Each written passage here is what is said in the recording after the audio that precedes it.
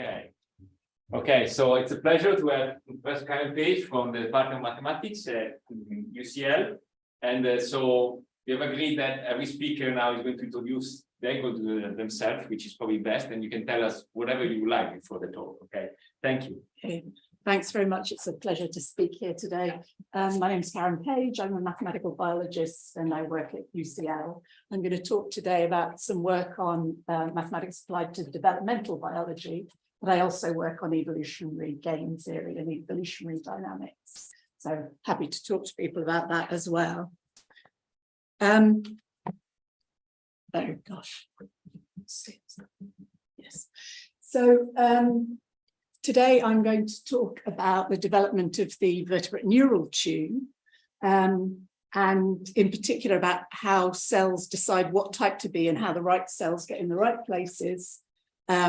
And I'm going to talk about the theory of positional information, which is positional information is a concept due to Wolpert, but today I'm going to talk about how information theory can make this precise. The mammalian nervous system is extremely complicated. It's made up of many billions of cells and thousands of times more connections between those cells.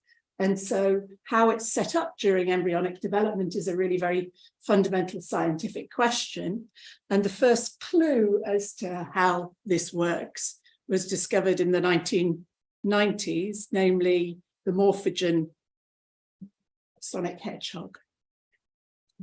So Sonic Hedgehog is a biochemical which forms a gradient in the neural tube. So the neural tube is literally a tube-like structure, one cell thick, which underlies the back of the embryo, and underneath it is a rod-like structure called the notochord.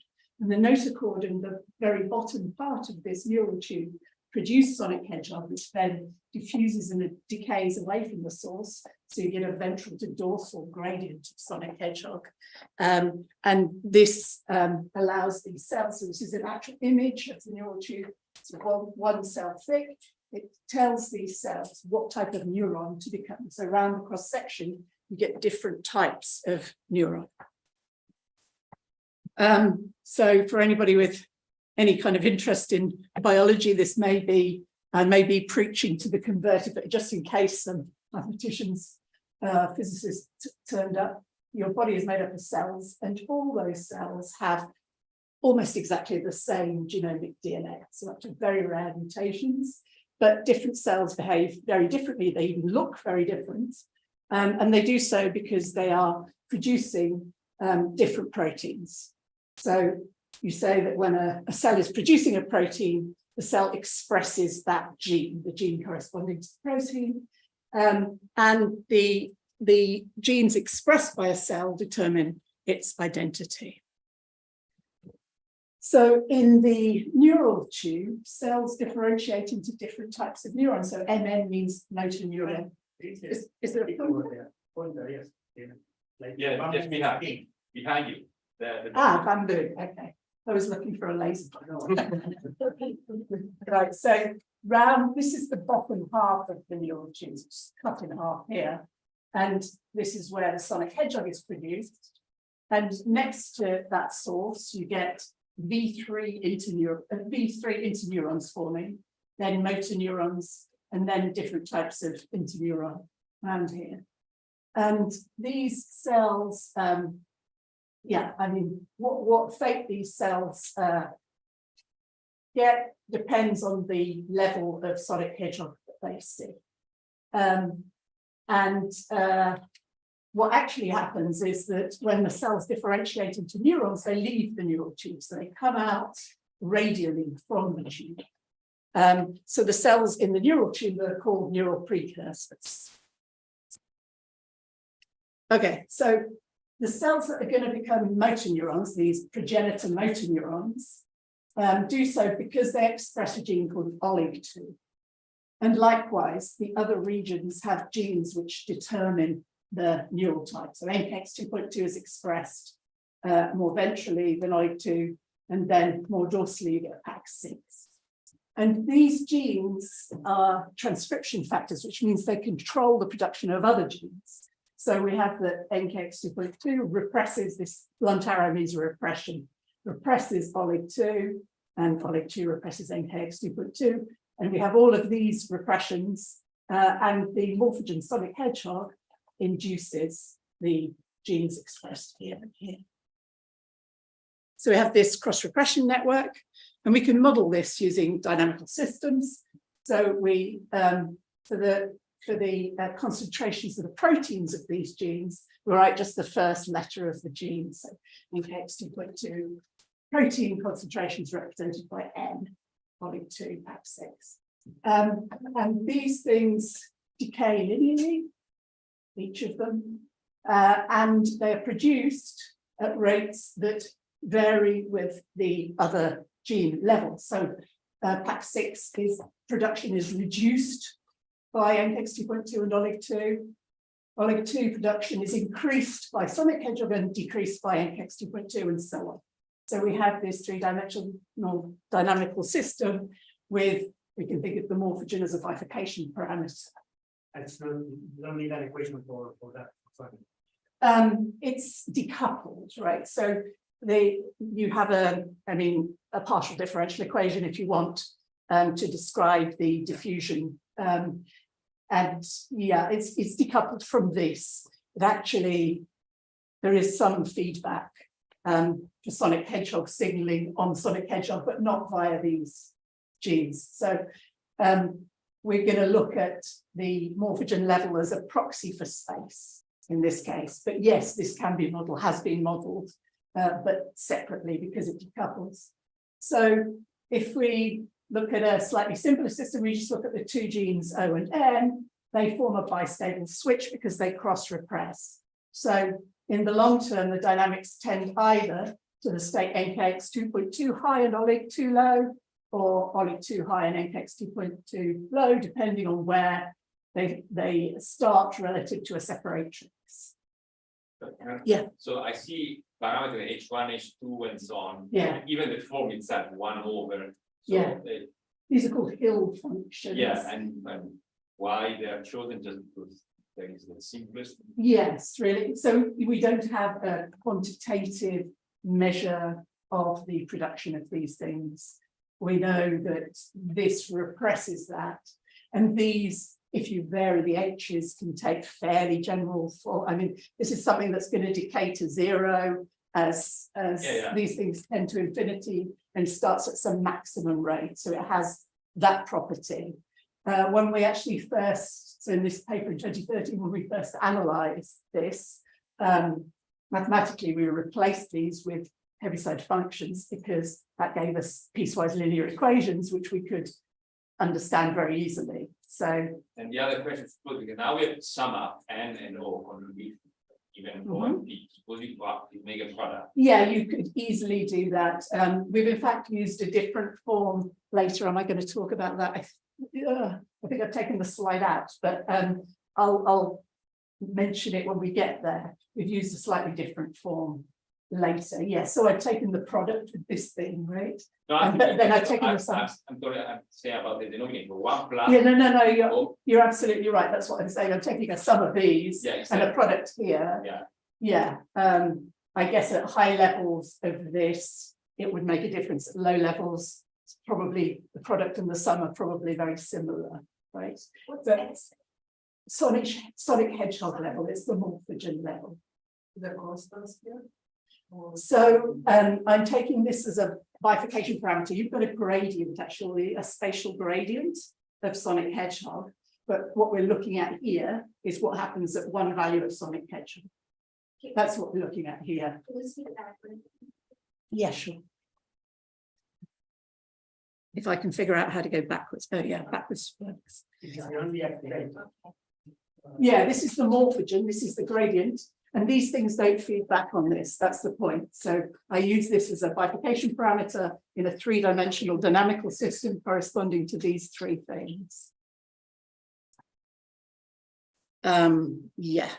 So it's quite common to think of gene regulatory networks like a bit like electronic circuits. So to represent their topology and to look for characteristic ways in which these dynamical systems with this topology behave. So this is a bistable switch. These are just now replacing the names with generic A and B, but this was N and O previously. But also, this is a slightly more complicated network. I mean, about as simple as you can think of 3 genes repressing one another. It's called the repressilator, and it tends to lead to oscillations, basically because when this represses that, this no longer represses that, so that increases, which makes this go down, and so on. So you get, this is replaced by this in temporal oscillations. And whereas this one has steady state long time solutions in a switch-like behavior. And our system, it had 5 links. Oh gosh, you can't really see the green very well. There's a link here in green, okay, but it creates a bistable switch here. We found that one of the links in our 5 repressions wasn't really very important to the patterning. So we simplified it by removing that link.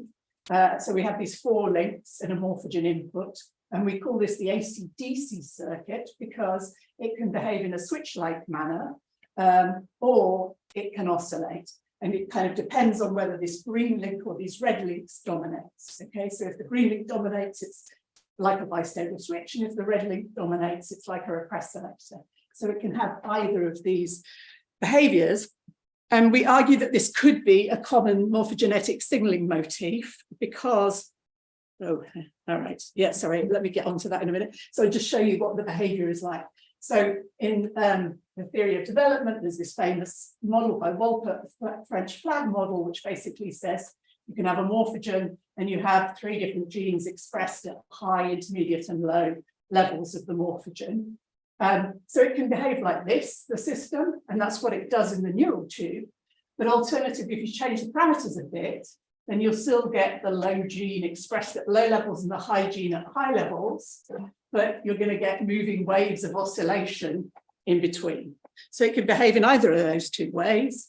And we argue that this is going to be a common morphogenetic signaling motif because it's like the most natural way of getting 3 stripes of gene expression.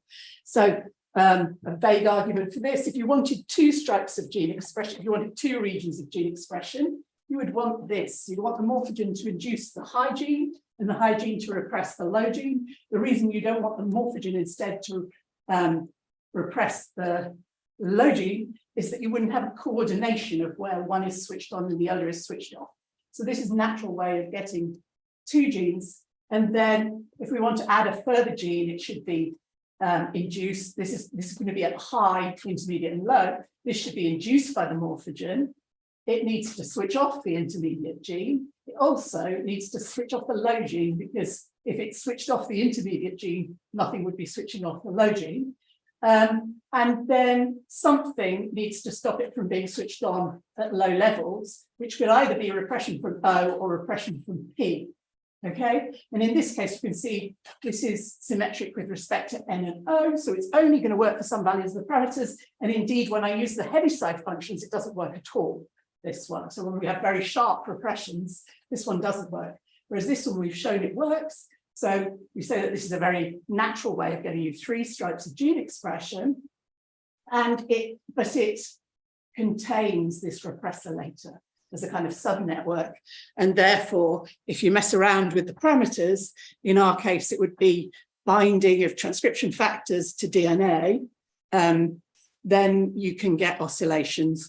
And there's some sense that this might explain differences in the patterning of insects. Some have their segments patterned at the same time, and some have these moving waves of pattern.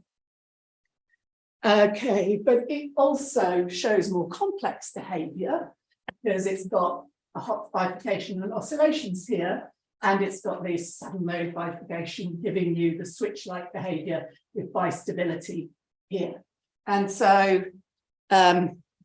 it can do some cool things. So, for example, if we move from this steady state past this bifurcation, this is a hot bifurcation, we're going to get oscillations. But if if you have a number of genes that are expressing levels that are close to this, and they go through the Hopf bifurcation, they will oscillate incoherently. The different cells will not be in phase with one another. Whereas if you take this route from the other steady state down below its stability, and you jump instead to the limit cycle, to the oscillations, you get coherent oscillations. So this is a mechanism for switching on coherent oscillations, which you don't have in the repressor data. It also shows resonance. So the system is excitable. So if you have a stable steady state here and a stable limit cycle, then if you have fluctuations which are large enough, you can make some rounds of the limit cycle before going back to the steady state. And if you do stochastic simulations with a system size omega, that you're going to get the larger the system size, the lower the noise, basically. So at very high system sizes, the system should be very deterministic, but in fact the oscillations look irregular because you very rarely get onto the limit cycle. Then you're going to oscillate a bit and then you're going to go back. But this will be, you will have intermediate oscillations, whereas at very low, hundreds maybe not very low, but at low system size, you've got a lot of noise and the oscillations are therefore irregular, so you get the nicest oscillations in an intermediate system size. What's the system size up here? Sorry, I mean, so I've only shown you, I will show you stochastic equations in a bit. I put this in perhaps in the wrong place. I haven't talked about this stuff before, but yeah, I will talk about the stochastic equations in a bit. These are either stochastic differential equations or a stochastic process. And again, the system is excitable. So if you allow diffusion of any of, NO or P between the cells, then you can get waves of excitation passing through the system. Okay, so now I'm going to talk about stochastic stuff. So the neural tube patterning is nice and sharp. This is a wild type embryo. This is the boundary between the motor neuron and the P3 domain. And in mutant embryos, so when PAC6 is missing, you get a fuzzier boundary. So, sorry, can yeah. you just explain a bit better what that figure represents? Oh, yeah, sorry. So this is the neural tube again. I'm showing the bottom half of the neural tube. This is a real image. And we've coloured cells expressing NKX 3.2 green. I mean, really, they've been coloured, not the, and those expressing olive 2 red. So this shows you the, yes, so Yeah, green. there's a bit of a-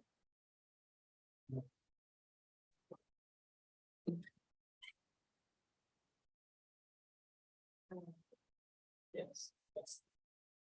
Yeah, way better. Okay.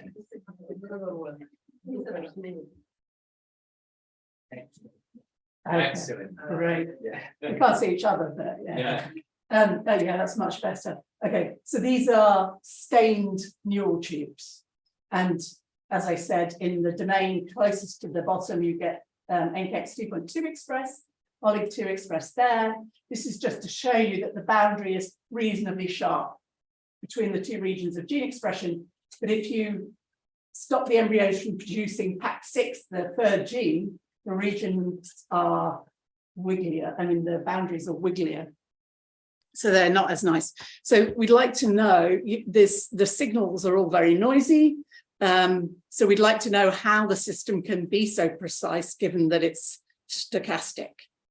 So we're going to just talk about one source of stochasticity, which is that proteins are individual molecules. So proteins are produced and decay as individual events.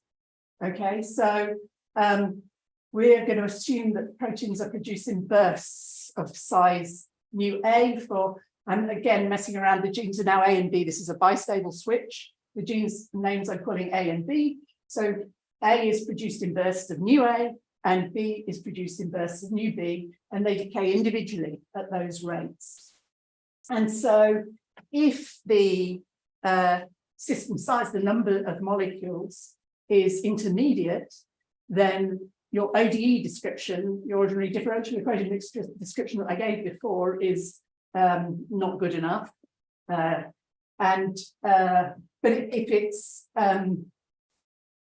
so if the numbers are smaller such that stochastic effects are important, but that the rates, these rates here, these don't change at all, but these ones don't change much on the time scale of the slowest reaction, then you can write down a corresponding stochastic differential equation.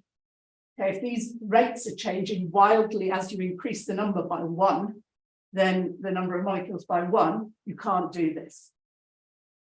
And the equations look like this. So here in PA, PA is now a probability that A is expressed. So it would be, you know, if this were G N, it would be 1 over, it would be S over whatever. So this times 1 over O and P, those Hill function. Yeah. So this is the probability that it's expressed. I've non-dimensionalized, so I've got rid of the decay rate here. And here, this is a ratio of decay rates. So this is the probability that B is expressed. The PA and PB are functions of XA and XB here. And then you get a Gaussian white noise term, which looks like this. So this is independent delta correlated Gaussian white noise. And this is an amplitude. So the amplitude of this noise is the square root of the production rate plus the degradation rate.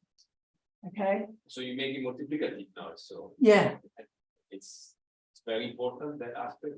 Well, I mean, that is the SDE that describes this stochastic process. So yes, I mean, if you just add Gaussian white noise, you don't model this process.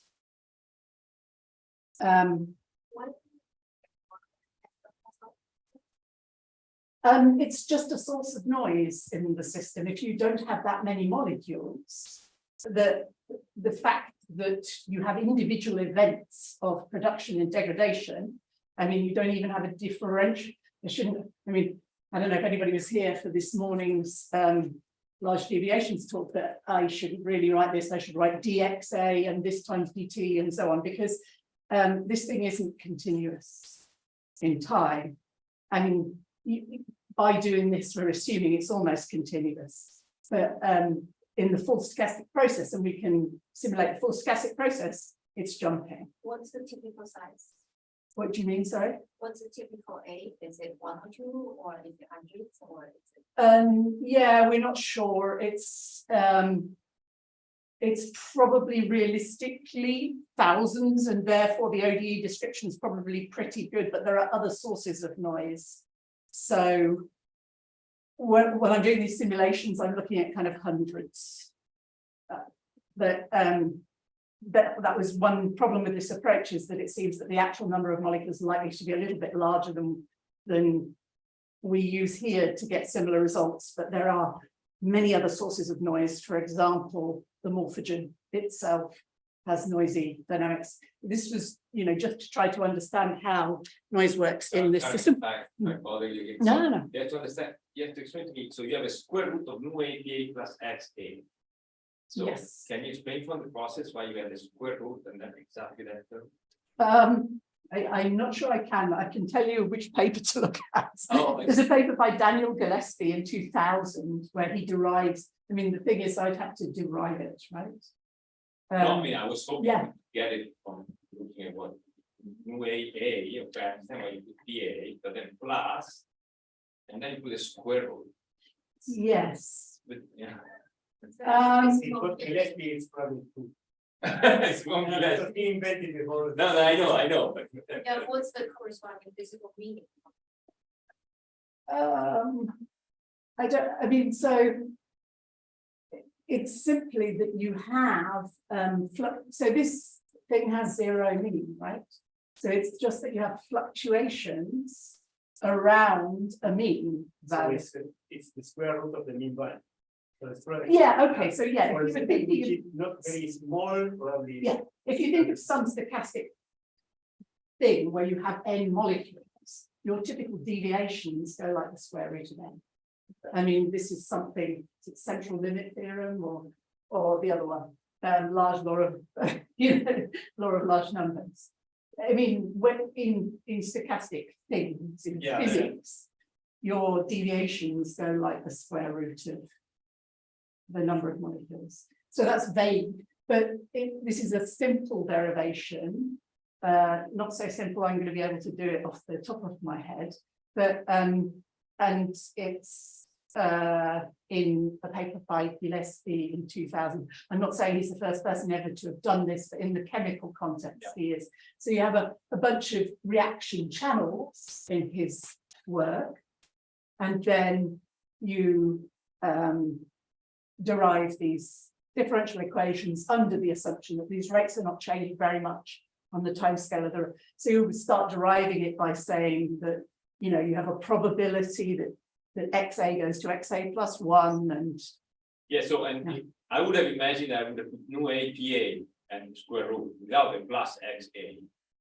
I mean, Or you get said more because- noise because you've got an extra. yeah, but inside the square root, so okay, anyway. And it's like you have two directions. No, Yeah, Yeah. but also noise I know, but the PA is is a function of x. the full density. Right, okay, so I mean, one thing I should say is that I am assuming that the process of binding and unbinding to the DNA is faster, and so I'm modeling that deterministically.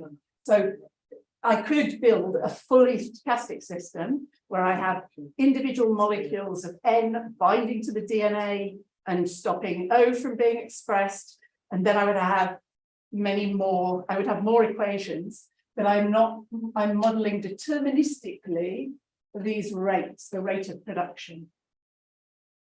Okay, so these PAs I'm assuming are fixed, I mean are deterministic. And then the minus XA, this is something that happens in the cytoplasm, not related with the nucleus of the cell. So that's probably the reason that they are like two different products, fluctuating with different amplitudes, and that's the reason you have to add the uniqueness square. That's what I imagine. Yeah, I mean, probably the easiest way to think about it would be to think of a decay process, right? And then you won't have any PA. And still this thing, I mean, so this can be positive or negative, right? Because this thing has mean 0. But yeah, so the amplitude will go like the square root of minus this. Yeah, in as much as we don't have an imaginary number coming out there. Sorry? In as much as we don't have an imaginary number coming out. Yeah, that helps. I mean, that's right. It's a bit No, but I mean, weird. certainly this could exceed that, right? So it has to be a plus because you don't want anything imaginary to come out. But it is a very straightforward derivation in a paper by Daniel Gillespie in 2000. Is it called the chemical Langevin equation? I think it's called the chemical Langevin equation. And it just models any kind of reactions in this intermediate number of molecule scale. Like this. I mean, you simply take every reaction channel and you add their rate, the rates times the stoichiometries. So that's why here you've got -1 is because the stoichiometry is -1. And here the stoichiometry is mu A, right? But the rate is divided by mu A in order that you get this PA term. So we wanted the same ODEs, right? So Yeah, I guess you divide it by, that's why you have upper and delta below, no? So you have a real iteration, no? yeah, and then probably this might have stoichiometry squared or something, I think, because what was PA becomes mu A PA.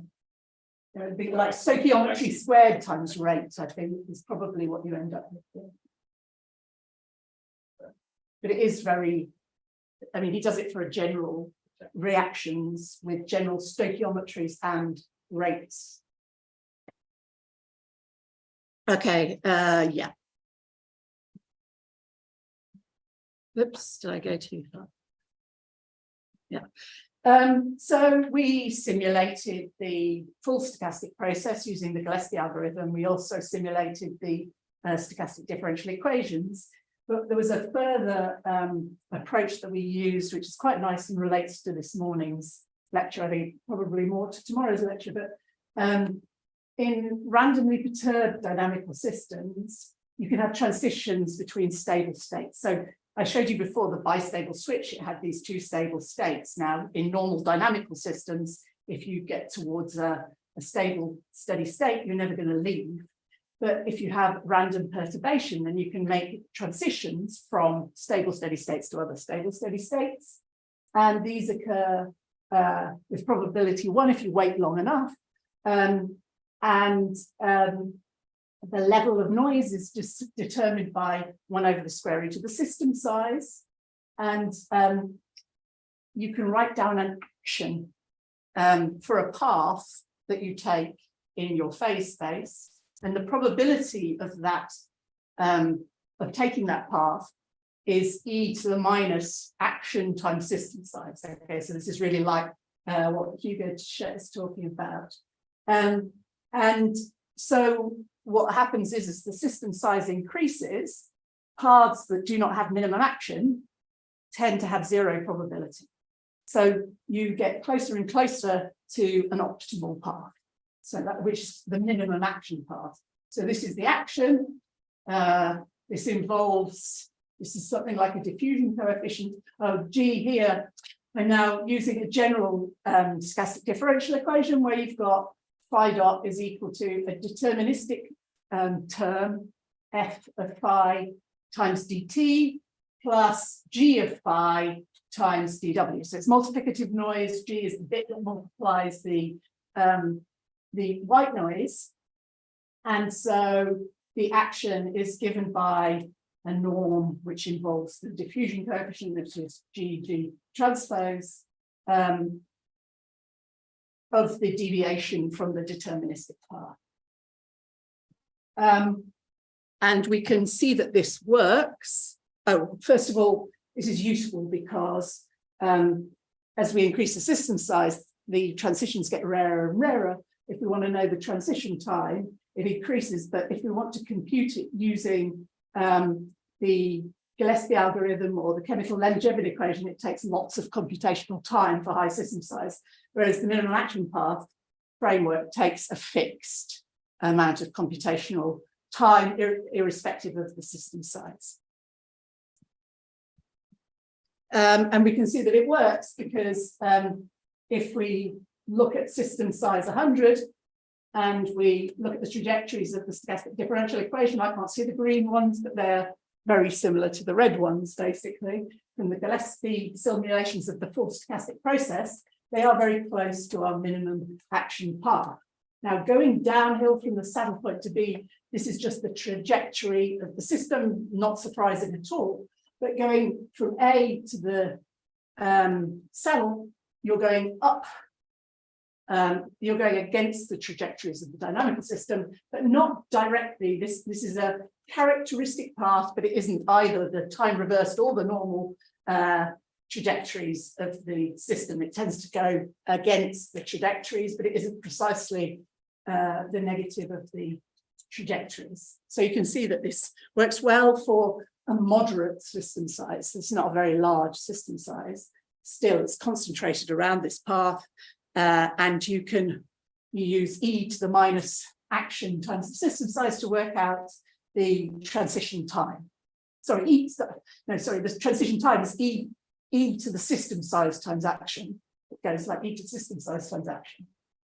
Okay, so typically when you have a bistable switch, you have a kind of bistable region. Maybe I can with any chalk. Chalk here in the board. In the board, okay. Yeah, I'm aware that you can't see very well. I'm not going to draw very much at all. But you know, a typical bistable system. If I start expressing gene B, so this is gene B high, and this is gene A high. If I start in this state and I increase the morphogen level, I only switch on A when I pass M equals MA. Yeah, so I'm going to stay on this branch and then I switch this on. So we're thinking of you're turning on a morphogen and the cells are all in this state. How long does it take for them to become patterned? And so at high levels of M, they get patterned in a reasonable time. But as you approach MA, the patterning time diverges. This is not true for the stochastic system. So when omega is 100, these are the patterning times that you see. So at M equals MA, the patterning time is perfectly finite. And indeed, there's the boundary between the region, the final boundary position between the regions of gene expression is at a completely different point. Before it would have been at M equals MA, but now it's at a point in the bistable zone where the transition rate one way is equal to the transition rate the other way. And the dependence of these transition rates on M is very sharp, so that means the boundary is going to be sharp. Excuse me. So Yeah. if you had a gradient of morphogens you said earlier in the end, the development, what would this mean? I'm going to show you in a slide. Yeah. I think then, yeah, there you go. That'll show you in one more slide. So we've got the transition time is some constant times the exponential of the system size times the action. Sorry, this is nothing, this is not Sonic Hedgehog, this is the action now. And the boundary is where the transition rates each way are equal. And approximately where the actions are equal. This C can vary a little bit. As you can see, as M varies, C does vary, but it doesn't vary fast compared to this exponential bit. So the actions don't depend on omega and depend only very weakly on burst size. The position of the boundary will be where these two lines cross approximately, and that doesn't vary much with the burst sizes. So the position of our boundary in the stochastic system doesn't vary much with the stochastic parameters of the system, and yet it's a completely different position from that predicted by the deterministic system.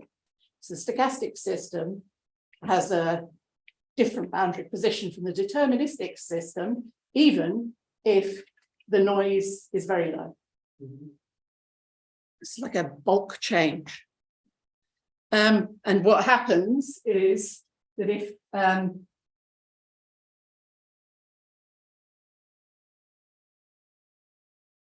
I have a gradient of the morphogen, which I'm representing across here, then what I'll see at low times is that cells in the very high regions of the morphogen have made the switch. And this switch of differentiation moves down the gradient and sharpens as it moves. And we can look at the velocity of movement of this, and to logarithmic precision, it's equal to this. So 1 over the system size times t times this gradient of the action with M. Yeah, so since the patterning time varies continuously and monotonically with M, the pattern moves us away.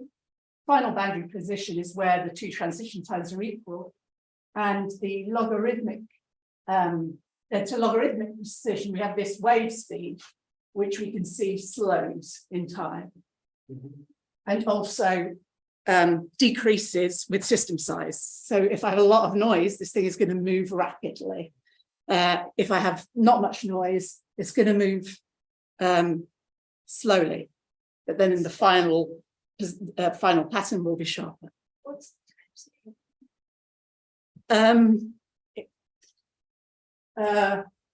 I mean, so we're looking really at a generic bistable switch, so we don't have precise measurements, but our units of time will be in terms of the degradation rate of gene A. So, yeah. Seems like a lot. I should check that because these seem like very large numbers then, because degradation of these proteins is like on the order of a couple of hours. Yeah. Right, so I'm going a bit more slowly than I usually go because it's a nice small group and we're all asking questions. How much time do I have?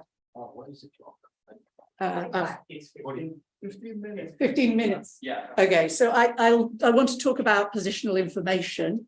So this is the next bit I'm going to talk about. I don't think I'm going to get on to talking about the rest of the stuff. So we've done some modeling of the neural tube in space. So we look at the inside of the cylinder and model the cells as polygons that move around. But I want to at least talk about positional information.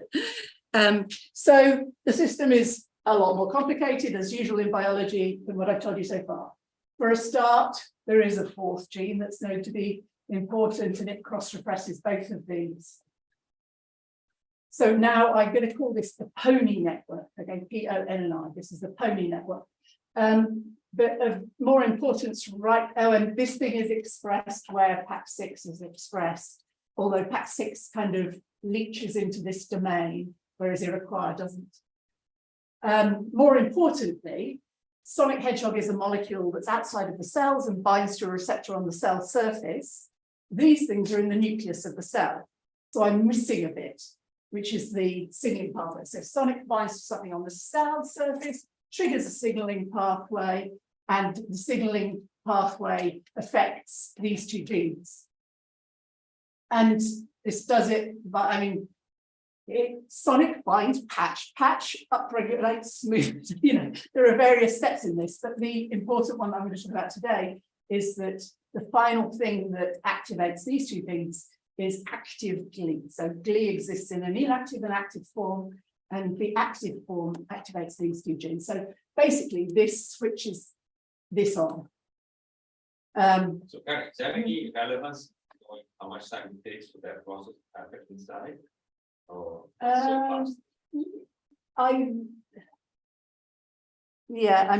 We model steps in this pathway, or you could introduce a delay, I suppose. If you wanted to just model this and that, you could introduce a delay. But I think typically pathways act pretty quickly, whereas transcriptional regulation can be slower. So if we were to put any delays in the system, it would be more the delay in upregulating this. The pathway, I think, acts pretty quickly. So anyway, we are now going to talk about information theory and glee activity. So if we consider inputs and outputs of the signaling pathway to correspond to random variables x and y, then we can write down the entropy of a random variable. If it takes values x1 to xn with probabilities px1 to pxn, then the entropy is just minus the sum of the logarithm to the base 2 of the probability times the probability. And you can do the same thing with a continuous random variable, but you'll have integrals instead of sums. So, and then you can write down the conditional entropy of x given y. And this is the probability of x given y times the probability of y, times log to the base 2 of the probability of x given y, averaged over y. Okay. So this is just what you think it would be, but we're taking the average over values of y. And in this formula, I'm assuming that x is discrete and y is continuous. So the mutual information of x and y is just the entropy of x minus the entropy of x given y. So if the entropy is telling you how much uncertainty you have about x, and this tells you how much uncertainty you have about x given y, this tells you how much you learn about x from y. How much is the uncertainty of x reduced if you know y. And so, in order for a cell to differentiate into the right type for its position, it needs to know where it is. So we're going to look at the ability of a cell to infer its position from its glee activity. And the reason we use glee activity is that this is the easiest thing to measure experimentally. It's easier to measure than the Sonic Hedgehog signal. So we're going to assume that the input to the signaling pathway is position X on the dorsiventral axis, so the position around the cross-section of the tube, and that glee activity is the output. And then we're going to compute the mutual information of X and glee. So this tells me how much the uncertainty in position is reduced if we know glee. So how much glee tells us about our position. And 2 to the power mutual information gives the number of input values, which are perfectly distinguishable from the glee signal. You can also compute the channel capacity. So this gives you the maximum. So if we work out this mutual information, it depends on the distribution of the positions in the sample. And we can work out the maximal value of that for over any distribution of spatial values. So the experiments are actually performed at uniform intervals. And so what we're interested in is really the mutual information with a uniform distribution of inputs. But it's interesting to see how far from optimal that actually is. So could we learn more if the experiment was done not uniformly? So there's an inequality in information theory that says that if Sonic Hedgehog determines glee and glee determines PON and I, then the mutual information that you can get from the sonic signal has to be at least as large as that you can get from the glee signal, which is greater than or equal to that you can get from the transcription factors. Okay, so we have time course data on glee activity at 9 positions and at 7 time points.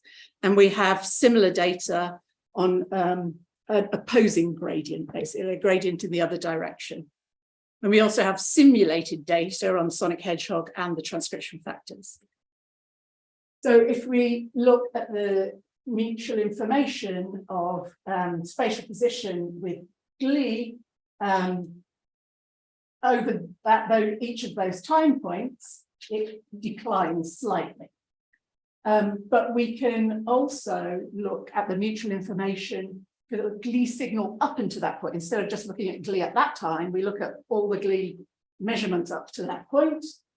So we look at the time series, and that the positional information in the time series will always increase because we're getting more data, basically. And we do this similarly with another signal.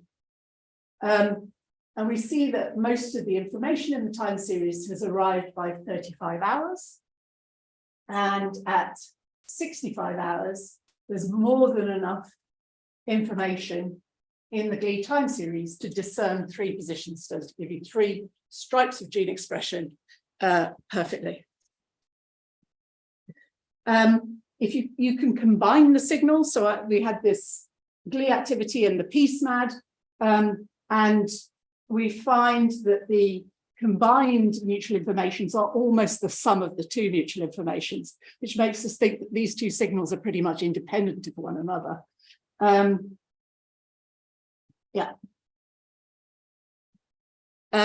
And then we can look at decoding your spatial position.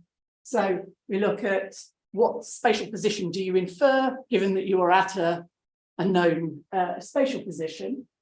And we can see that if you just look at the time point data, you probably can't see the numbers very well at all on this, but what we ideally want is a dark blue line down the middle, which is probability 1 of inferring the correct position, and then white around. So you can see that for this spatial point, the glee signal is increasing its decoding ability over time, but everywhere else it's actually getting worse. So you basically know whether you're here or somewhere else. You don't know anything about where you are within this region, or very little. With the 2 morphogens, you're going to do quite well at the end points, and again that increases, but you're better early on in determining these other locations, but still not great. Whereas if you look at the time series data, you must get better over time. So you can see that, I don't know if you can see, but this is getting slightly better as you're getting further away from the source. And when you use the two morphogens, because they're graded from different ends, you're doing pretty well everywhere, with the caveat that this number is about 0.5. So you've only got about 0.5 probability of getting the correct location. But if you sum the two adjacent location probabilities, then you're getting something, 95, 98%. So we can look at the decoding map in a different way. So this is looking at the, given that you're at a fixed position, given that you're at the end position, this is, you've got probability of 1 of inferring that you're in the correct position. And so by 65 hours, you're doing pretty well at the next positions as well. And in the middle of the tube with one morphogen, you don't really know where you are. Could be anywhere apart from at that end. Whereas with the two morphogens, you know pretty well where you are. Okay, and we also have used a model to simulate the Sonic Hedgehog gradient, and the results are slightly better, which would be consistent with the decoding inequality. I don't know if there's someone else. Yeah. Oh, what time is it? 4 minutes to 3. Okay, I'll wrap up. Yeah, but I mean, this is simulation, so that we might be getting better results because we're underestimating the noise as well. We find with simulating the network that you don't know exactly where you are, but the probability of mistaking which zone you should be in, which gene you should be expressing, is very low. Okay, so it's possible to quantify the positional information in a signal by computing mutual information of the level of that signal with its position. If this is done with a time course, that mutual information is going to increase over time. Glee activity in the neural tube has sufficient information to perfectly distinguish 3 positions after 65 hours. More regions are distinguishable if you allow some error. And if you combine the Glee signal with the PSMAD signal, you get almost the sum of the 2 mutual informations. And there are many interesting questions that can be addressed with information theory. For example, when you get spontaneous patterning, how does the entropy of the pattern decrease in time? So when you have Turing patterning or something, you start with a state which is a high entropy, because you don't know what that means, it's almost homogeneous, and you end up with a state which is lower entropy because you have peaks in the concentration. So this is kind of goes against thermodynamics, which says that entropy should increase in time.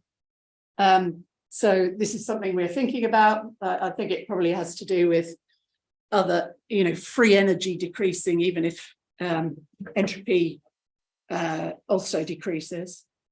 And I'm not going to talk about this. So this is limitations of the approach. And I was going to talk about vertex model.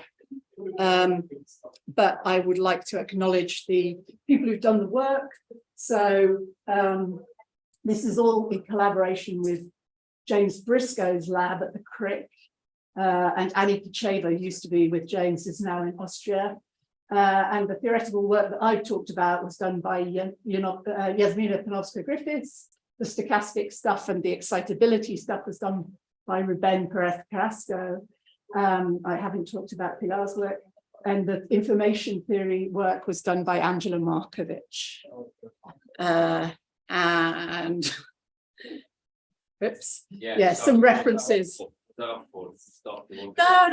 I prefer to be asked lots of questions, and why not? It's a very small group. So yeah, and there's some references. I understand the slides are on the web anyway. So yeah, thank you.